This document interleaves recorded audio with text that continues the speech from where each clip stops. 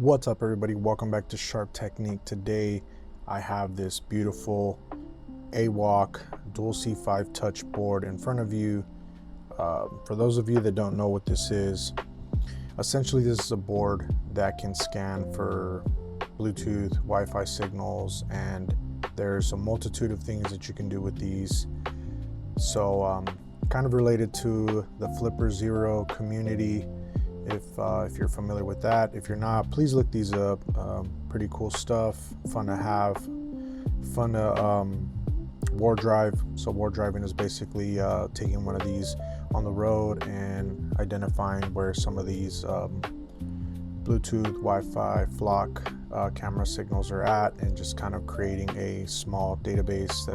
And databases actually have already been created. All you're doing is basically uploading the lat long and the ID for those different devices. So today what I'm going to do is I'm going to attempt to crack this open and install the GPS antenna. I did purchase the GPS antenna, I have it right here, and essentially what's going to happen is let me take this off. There's a little plastic piece here at the very top. Essentially what that plastic piece is that part comes out. It's just kind of in there as a little placeholder. So this is going to go in there. And then this small part here is going to go adapted to the board. So there is already an antenna in here. This is the antenna, but what we're going to do is we're going to replace this antenna. We're not going to move it. We're just going to unplug it and plug ours in. Should be pretty easy. There's only four screws in here. There's a 4 Allen screws, 1, 2, 3, and then fourth one up here. So stick with me and let's get this done. Again, I haven't seen this, probably because it's very easy, but I've also seen a lot of people with the dual C5 and they don't have the GPS antenna on there. So let's crack this open and let's give it a whirl. Now, I've already loosened these two up. I don't think there's much to see. I'm not going to show too much of that on camera, just because it's the boring stuff that nobody wants to see.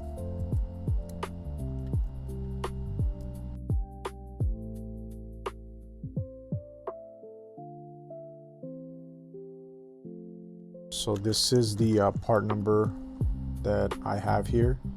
That's the AWOK GPS AD. This is a 301 antenna. Again, AWOK Dynamics AD 301. Hopefully that comes in clear.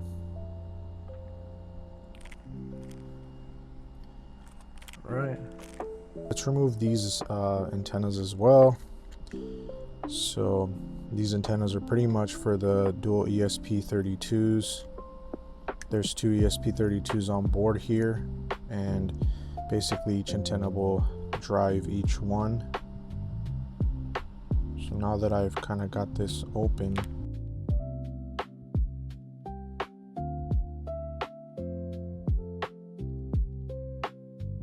just with my nails, there we go, boom. Okay, so we got the front clear case off, which is exactly what we're trying to do here. Boom. So let's put that aside, and then now let's expose the back. So there's going to be a couple of things that are probably going to be connected. So here it is. So that's the GPS antenna there. So essentially what we're going to do is we're going to take our antenna, and our antenna is going to go connected right there. This already comes with a GPS on board, so you don't have to replace it, but if you want a better signal, then that's where you would replace it. Now there's no other place to put an antenna like that, so it has to be this one, because this is the GPS antenna here. So typically it would say GPS antenna right here somewhere. So now all we're gonna do is we're just gonna grab this and we're gonna pull this right off. So we just pinched it with our nail, that came right off. And then we are going to, I don't know if you can see that, because it's basically like a little nipple, and this goes right on top of the nipple. So then we're just gonna line this up perfectly. That way we can just press it on when we feel like it's lined up.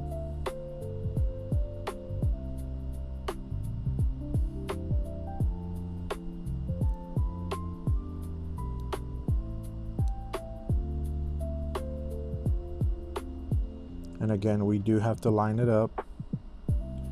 Very important. It might take you a few tries, but you know, take your time. Boom. So I felt it go in. The nipple has a little tip. So now what we're gonna do is we're just gonna figure out how to route this cleanly. And we have to also pull this plug off of the housing. As soon as we pull that plug off the housing, then we should be good to go. And it looks like some kind of a screw on the inside. So I'm gonna see if maybe with this I can twist that off. I'm not sure. Maybe I should get an actual screwdriver. Okay, so basically all you have to do is just apply a little bit of pressure with your screwdriver, push it up. So it's not twist of any kind. You literally just push it up and it should come loose. So I'm pushing a little bit more just to kind of get it through the hole there. All right, I wiggled it. So basically, first I pushed it from the inside out, and then once it was up here, I just wiggled it side to side and got it loose, almost like a loose tooth, if you will. So now this one here I'm not gonna need, but I'm also not gonna, you know, do much with it. So I gotta make sure this goes in correctly. I'm gonna grab it from the outside. I'm gonna try to pull it through. Okay, it looks like it stops about there. So I don't think I'm gonna need any of these. Maybe I'm gonna put these on the outside. So this one was on the bottom like this. This is the lock washer. And this one is what's going to lock it all in place here.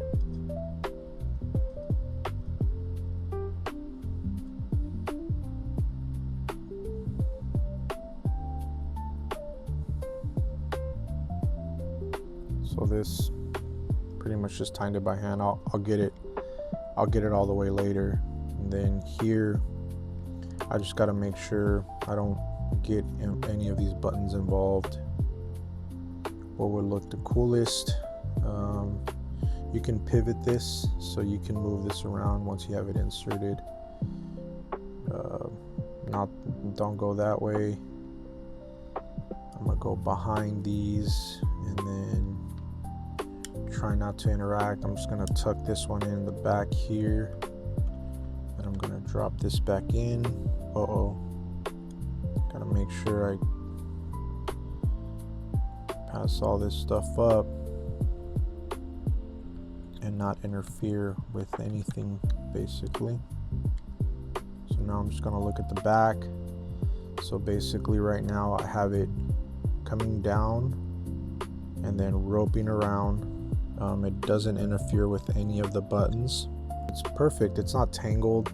It doesn't have no like pinch or kink. It's like a perfect loop. I don't know if you guys can see that. So it's this big one that goes around, loops around. The buttons are still interactive for the boot and the reset. These bottom ones are fine as well. Now what I'm gonna do is I'm gonna put the top case back on, and this is gonna be the easier part, if I'm being honest, because from here on out we're just gonna tighten everything back up.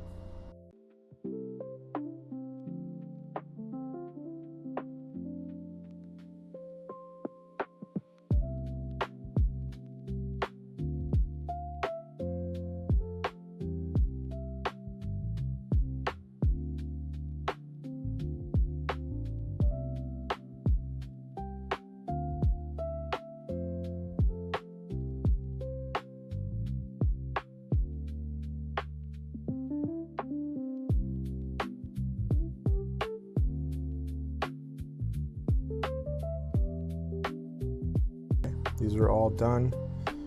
Didn't hear any cracking, so I didn't tighten enough to hear like a crack. That's where you don't want to do.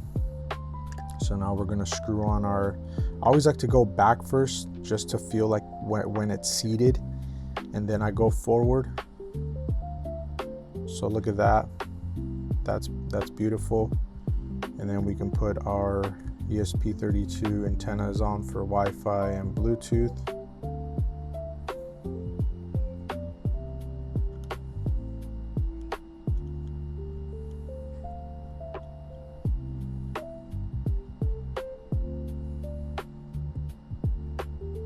All right, guys. Well, that was the installation for the GPS antenna.